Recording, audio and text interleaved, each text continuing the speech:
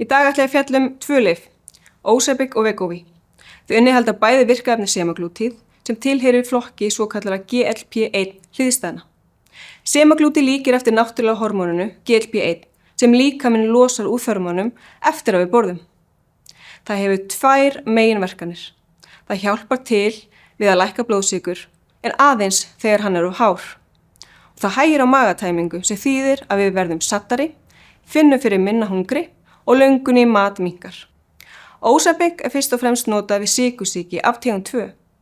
Það er gefið annarkvort eitt og sér ef önnur lyf henta ekki eða með öðrum sykursýkislyfjum ef þau duga ekki til að halda blóðsykrinum í skefjum. Mikilvægt er að meðferð með Ozempic fari alltaf saman með heilbrigðum lífsstíl eins og hollu mataræði og reglulegri hreyfingu. Wegovy er notað til að hjálpa fólki með offitu eða ofþyngd að léttast og viðhalda þyngdartapinu. Það er bæði ætlað fullorðnum og unglingum 12 ára eldri ef ákveðin skilyrði eru uppfyllt. Wegovy er alltaf gefið sem viðbót við hita einingaskert mataræði og aukna hreyfingu. Rannsóknir sýna líka að það getur dregið úr áhættu á hjarta- og æðasjúkdómum. Bæði Ozempic og Wegovy eru stungulyf sem sprautað er undir húð, á kvið, læri eða upphandlegg.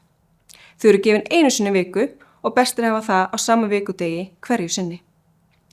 Algengustu aukaverkanir þessara lyfja tengjast meltingunni. Það er meðal annars ógleði, uppköst, niðurgangur, kviðverkir og hægðatregða. Flestir finna aðeins fyrir vægum eða tímabundnum einkennum. Mikilvægt er að drekka vel af vökva til að koma í veg fyrir ofþornun. Í sjaldgæfum tilfellum getur komið fram alvarlegri einkenni. Það eru til dæmis sjónukvillar hjá fólki með sykursýki eða bráð brisbólga. Það sem semaglútíð hægir á magatæmingu getur það breytt upptöku annarra lyfja, sérstaklega þeirra sem þurfa að frásogast hratt. Ef þú finnur fyrir aukaverkunum er mikilvægt að láta vita, hvort sem það er hjá lækni, lyfjafræðingi eða hjúkrunarfræðingi. Tilkynningar aukaverkanir hjálpa til við að bæta öryggi lyfja.